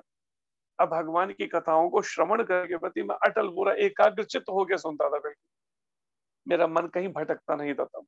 और जो ही मेरी रुचि विकसित हो गई भगवान की कथाएं सुनने में, भगवान का नाम कीर्तन सुनने में, त्यों ही मुझे अनुभव हुआ कि मैंने अज्ञानतावश ही स्थूल तथा सूक्ष्म आवरणों को स्वीकार किया है। तभी मेरे को क्या हुआ, मेरे को ये बात अनुभव होने लगी अपने अंदर कि मैंने अपनी अज्ञानता के कारण से ही क्या कर रखा है, मैंने अपने को ये भौतिक शरीर जो अग्नि जल वायु पृथ्वी आकाश पंच महाभूत का बना शरीर है, इससे मैंने अपनी पहचान मान रखी है, या फिर सूक्ष्म आवरण मन बुद्धि अहंकार से मैंने अपनी पहचान मानी हुई है, इसको मैंने स्वीकार किया हुआ है। स्थूल शरीर और सूक्ष्म शरीर मानकर ये मेरे को अब अनुभव होने लगा कि ये केवल अज्ञानता है, क्योंकि ना मैं स्थूल शरीर हूं, ना मैं सूक्ष्म शरीर मन हूं, ना मैं बुद्धि या अहंकार हूं, मैं तो इनमें रहने वाली वो जीवात्मा हूं। क्योंकि भगवान तथा मैं दोनों ही दिव्य हैं, ये बात का अनुभव होने लगा। जैसे भगवान दिव्य है, ऐसे ही मैं भी दिव्य हूं आत्मा रूप में। नारद जी कहते मुझे ये अनुभव होने लगा उनसे कथाएं सुनने से। इस प्रकार वर्षा तथा शरद दोनों ऋतुओं में मुझे इन महामुनियों से भगवान हरि की धवल कीर्ति का निरंतर कीर्तन सुनते रहने का सुअवसर प्राप्त हुआ। ज्यों ही मेरी भक्ति का प्रभाव होने लगा, ज्यों ही मेरी भक्ति का प्रवाह होने लगा उनके अंदर, नारद जी कहते हैं मेरे अंदर भक्ति का, कि रजोगुण तथा तमोगुण के सारे आवरण विलुप्त हो गए। मेरे अंदर रजोगुण का भी प्रभाव खत्म हो गया, जो बहुत ही कोई कामना या इच्छा जो है वो खत्म हो गई पूरी तरह से किसी भी तरह के भोग की। और तमोगुण का भी प्रभाव खत्म हो गया, मतलब अब नींद भी नहीं सताती या कोई वासना में मन भी नहीं जाता, बिल्कुल खत्म हो गया उनका प्रभाव उनके मुखांत से श्रवण करके और दिन में एक बार उनकी चूठन खाने से। मैं उन मुनियों के प्रति अत्यधिक आसक्त था, नारद जी कहते हैं उनके प्रति मेरा आचरण विनम्र था, और उनकी सेवा के कारण मेरे सारे पाप विनष्ट हो चुके थे। मेरे हृदय में उनके प्रति प्रबल श्रद्धा थी। मैंने इंद्रियों को वश में कर लिया था और मैं तन तथा मन से उनका दृढ़ता से अनुगमन करता रहा था। तन से भी और मन से भी दृढ़ता से उनका, वो जैसा जैसा वो आचरण करते थे मैं उनको देख के वो सब सीखता था, उनको वैसा वैसा मैं भी करने लगा। उन्हीं की तरह बैठ जाना, ध्यान लगाना, भजन करना उन्हीं की तरह। तो वैसे ही मेरी प्रबल श्रद्धा और हृदय में प्रबल श्रद्धा बनती चली गई उन भगवान के जो शुद्ध भक्त हैं उनके प्रति, उन मुनियों के प्रति और भगवान के प्रति। दीन जनों पर अत्यंत दयालु उन भक्ति वेदांतों ने, जिन्होंने वेदों का भक्ति परक अर्थ की समझ किए थे, जीवन में आचरण में उतारे थे, उन भक्ति वेदांतों ने जाते समय मुझे, जब चतुर्मास खत्म हुआ और वो वहां से जाने लगे अब आगे के लिए, तो जाते समय मुझे उस गुह्यतम विषय का उपदेश, जिसका उपदेश स्वयं भगवान देते हैं, वो उपदेश दिया उन्होंने जाने से पहले मेरे को। उस गुह्य ज्ञान से, वो गुह्य ज्ञान भगवान के बारे में, ईश्वर के बारे में गुह्य ज्ञान से मैं संपूर्ण पदार्थों के सृष्टा, पालक तथा संहार करता भगवान श्री कृष्ण की शक्ति के प्रभाव को ठीक ठीक समझ सका। उन्होंने वो गुह्य ज्ञान दिया मुझे जाने से पहले। उसे जान लेने पर कोई भी मनुष्य उनके पास लौटकर उनसे साक्षात भेंट कर सकता है भगवान से, जो भी जान ले ठीक से। हे ब्राह्मण व्यास देव, विद्वानों द्वारा यह निश्चित हुआ है कि समस्त कष्टों तथा दुखों के उपचार का सर्वोत्तम उपाय यह है कि अपने सारे कर्मों को भगवान श्री कृष्ण की सेवा में समर्पित कर दिया जाए। देखिए ये रहस्य की बात जो उन्हें बताकर गए नारद जी को वो संत, क्या बता के गए कि जितने भी हमारे जीवन में कष्ट हैं या दुख हैं, अगर कष्टों और दुखों से हम चाहते हैं ये जीवन से निवारण हो जाए, खत्म हो जाए, इसका सर्वोत्तम सबसे उत्तम अगर कोई उपाय है तो वो एक ही है कि सारे कर्मों को, जो भी हम 24 घंटे में कर्म करते हैं, सुबह से लेके पूरा 24 घंटे जो भी कर्म करते, सारे कर्म भगवान श्री कृष्ण की सेवा में समर्पित कर दें। कृष्ण की सेवा से हटकर कोई कर्म नहीं करना है। अगर रात को सोना भी है तो इस भावना से सोना है कि सुबह ब्रह्म मुहूर्त में उठना है, मुझे उठ के फिर मुझे दोबारा भगवान का भजन करना है, नादों के मंगल आरती करनी है, नाम जप करना है। इस तरह से सारे 24 घंटे के कर्म भगवान कृष्ण के लिए करने हैं, उनकी प्रसन्नता के लिए। ये वो बात मेरे को समझा गए जाने से पहले, वो है ज्ञान के रूप में। हे श्रेष्ठ पुरुष, क्या भेषज विज्ञान की विधि से प्रयुक्त की गई कोई वस्तु उस रोग को ठीक नहीं कर सकती? कोई बहुत ही ऐसी रोगिक चिकित्सा है ना, चिकित्सा विज्ञान जो है, तो उससे कई बार क्या होता है, उस कोई वस्तु उस रोग को ठीक नहीं कर देती जिससे वह रोग उत्पन्न हुआ हो। जिसको प्रभुपाद जी समझा रहे हैं, कुशल चिकित्सक अपने रोगी की चिकित्सा अनुपान द्वारा करता है। उदाहरण, कभी कभी दूध के बने पदार्थ खाने से पेट गड़बड़ा जाता है, किंतु जब उसी दूध को दही में परिणत करके उसमें कुछ अन्य औषधियां मिलाकर अगर दी जाती हैं तो वह उस गड़बड़ी को दूर कर देता। कभी दूध या दूध की बनी चीजें खाने से पेट अगर गड़बड़ हो जाए तो उसी दूध की बनी दही को कुछ औषधियां मिलाकर खाने से वो पेट ठीक हो जाता है। जिस तरीके से, ठीक इसी प्रकार से यहाँ पर नारद जी कहते हैं, इस प्रकार जब मनुष्य के सारे कार्यकलाप, क्योंकि हमारे कर्म जो हमने किए 24 घंटे में, उन्हीं कर्मों से आज हम जन्म मरण के चक्र में फंसे हैं। तो अब उसी को ही भगवान कृष्ण के लिए समर्पित करके अपने सारे कर्मों को हम इससे छूट भी सकते हैं, भवबंधन से। ये बात यहाँ पर समझा रहे नारद जी। इस प्रकार जब मनुष्य के सारे कार्यकलाप भगवान की सेवा में समर्पित होते हैं तो वही सारे कर्म जो उसके शाश्वत बंधन के कारण होते हैं, कर्म रूपी वृक्ष के विनाशकर्ता बन जाते हैं। वही कर्मों के बंधन रूपी जो उसका वृक्ष है, कर्म रूपी वृक्ष, उसके विनाशकर्ता बन जाते हैं, अर्थात उसको मुक्ति का कारण बन जाते हैं। उसके वही भक्तिमय कर्म, भगवान कृष्ण की प्रसन्नता के लिए किए गए कर्म जो है 24 घंटे के, उसके लेकिन 24 घंटे के कर्म करने पड़ेंगे। ये नहीं कि हमने आधा घंटा, 1 घंटा, 2 घंटे, 4 घंटे भक्ति की फिर संसार में खो गए, नहीं, सारे कर्म कृष्ण के लिए। अगर कभी किसी को कोई जॉब भी करना पड़ रहा है तो उसमें भी कृष्ण की प्रसन्नता के लिए कि जो धन मिलेगा मुझे उसमें से क्या करना है, भगवान की सेवा में लगाना है। 50% जो है भगवत गीता के इस भाग प्रचार में लगाना है, सनातन धर्म के। इस तरह से अपना वो कर्म भी उसका भक्तिमय हो जाएगा। इस तरह से घर को साफ रखना वहां पर, क्योंकि भगवान वहां पर रहते हैं ठाकुर जी, ऐसे हर कर्म को वो कर सकता है। शरीर को भी स्वच्छ वस्त्र पहनना, इसलिए कि मुझे भगवान की ही सेवा करनी है, उनकी सेवा में। इस जीवन में भगवान की तुष्टि के लिए जो भी कार्य किया जाता है उसे भक्ति योग अथवा भगवान के प्रति दिव्य प्रेमा भक्ति कहते हैं। अगर जो भी कार्य भगवान की प्रसन्नता के लिए किया जाता है, इसी को भक्ति योग कहा जाता है, या भगवान की दिव्य प्रेमा भक्ति इसे ही कहते हैं। और जिसे ज्ञान कहते हैं वह तो सहगामी कारक बन जाता है।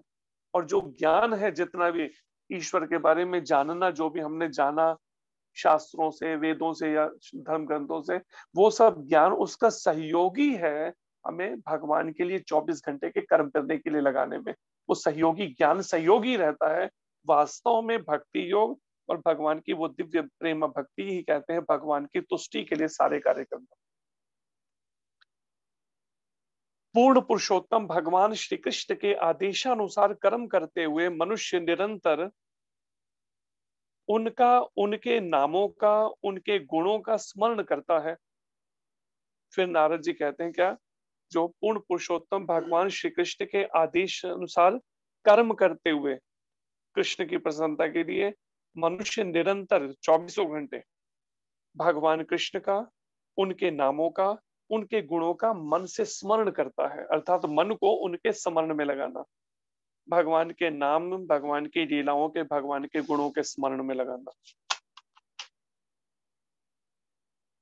तो अब नारद जी कहते हैं, आइए हम सब वासुदेव तथा उन पूर्ण अंश प्रद्युम्न, अनिरुद्ध तथा संकर्षण सहित उनकी महिमा का कीर्तन करें। ओम नमो भगवते तुभ्यम वासुदेवाय धीमहि प्रद्युम्नाय अनिरुद्धाय नमः संकर्षणाय च। नारद जी कहते हैं आइए अब व्यास देव जी को हम साथ में मिलके उनकी महिमा का कीर्तन करते हैं। किनका?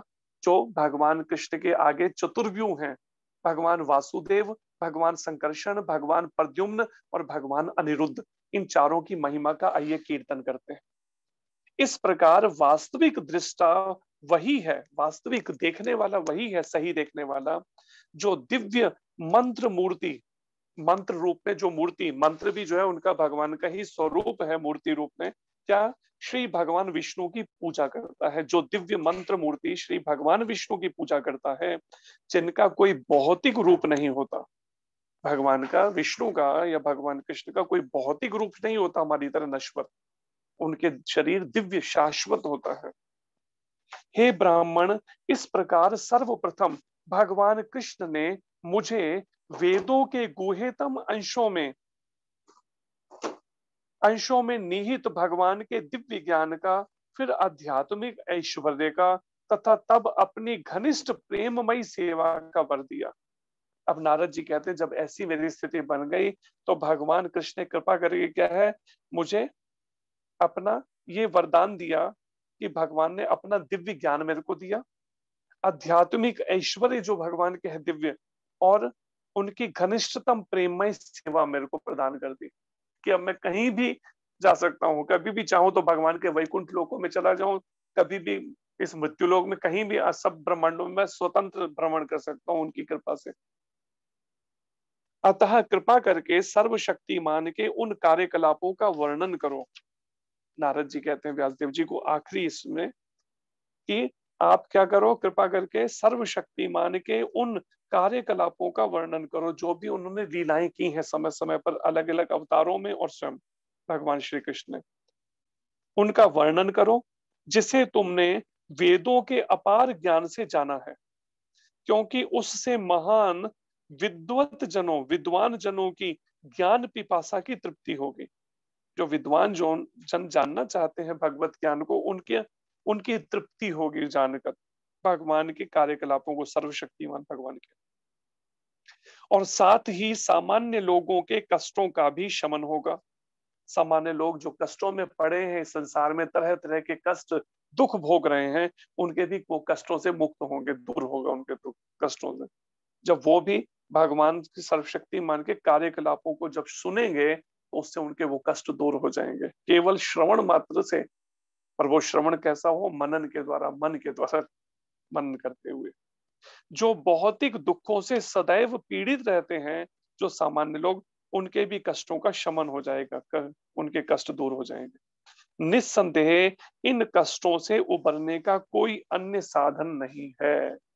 आखिरी पंक्ति में नारद जी कहते हैं व्यास देव जी को कि इसमें संदेह मत करो, निस्संदेह इन कष्टों से, जो संसारी के तरह तरह के कष्ट हैं, व्याधियां हैं, जन्म मृत्यु जरा व्याधि, इससे उबरने का अन्य कोई साधन नहीं है। एकमात्र साधन है सर्वशक्तिमान भगवान श्री कृष्ण के कार्यकलापों का श्रवण करना, सुनना, उनको वर्णन करना, सुनना।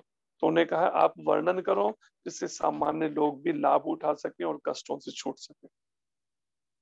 ग्रंथ राज श्रीमद् भागवत महापुराण की जय। हरे कृष्णा। धन्यवाद। सभी मेरे पीछे दोहराइए हरे कृष्णा। ये नारद जी ने अपने बारे में वर्णन करते हुए अपनी जीवनी से व्यास देव जी को मार्गदर्शन दे रहे हैं कि वास्तव में क्या जीवन में कार्य अधूरा रह गया, जिस कारण से मन में शांति है। और उसी से हम भी ये विचार कर सकते हैं कि जो हमारे भी मन अगर शांत नहीं है या जन्म मृत्यु का चक्र खत्म नहीं हो रहा, उसका भी यही कारण है।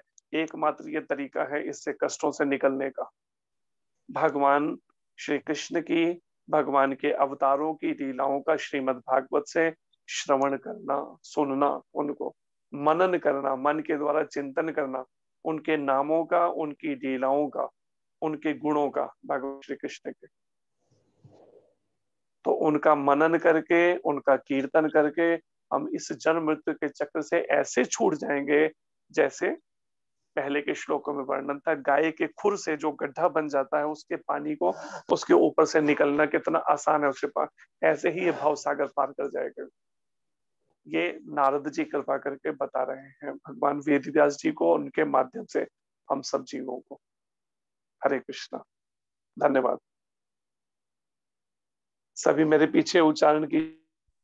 नमः ओम नमः ओम विष्णुपदाय विष्णुपदाय कृष्ण प्रेष्ठाय कृष्ण कृष्णाय तले भूतले श्रीमते श्रीमते भक्ति वेदांत भक्ति वेदांत स्वामिन स्वामिने इति नामिने इति नामिने नमस्ते नमस्ते सरस्वती देवे सरस्वती देवे गौरवाणी गौरवाणी प्रचारिणे प्रचारिणे निर्विशेष निर्विशेष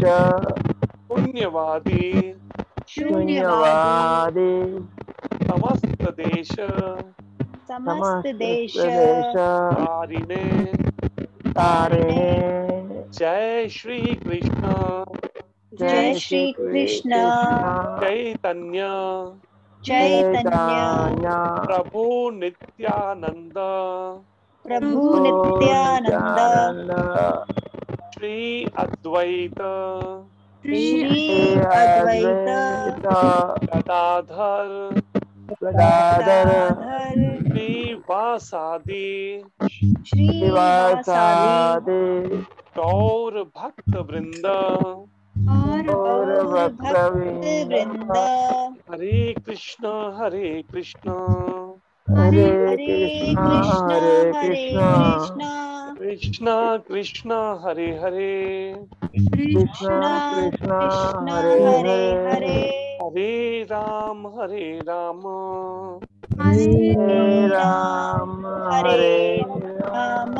राम राम हरे हरे राम राम हरे हरे। इस महामंत्र का जप करके भी हम इस तरह से भी हम अपने मन को भगवान के चरणों में एकाग्र करने का अभ्यास कर सकते हैं।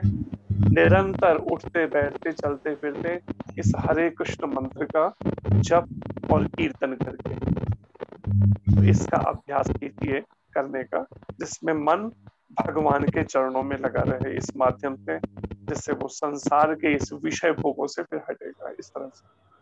हरे कृष्ण, धन्यवाद। हरे कृष्ण, हरे धन्यवाद। कृष्णा प्रभु, दंडवत प्रणाम प्रभु, थैंक यू सो मच प्रभु, बहुत सुंदर प्रभु। हरे कृष्णा प्रभु। कल्पतरुभ्यश्च कृपा सिंधुभ्य एव च पतितानां पावनेभ्यो वैष्णवेभ्यो नमो नमः। हरे कृष्णा प्रभु, हरे कृष्णा, दंडवत प्रणाम प्रभु। हरे कृष्णा, हरे कृष्ण प्रभु, हरे कृष्ण।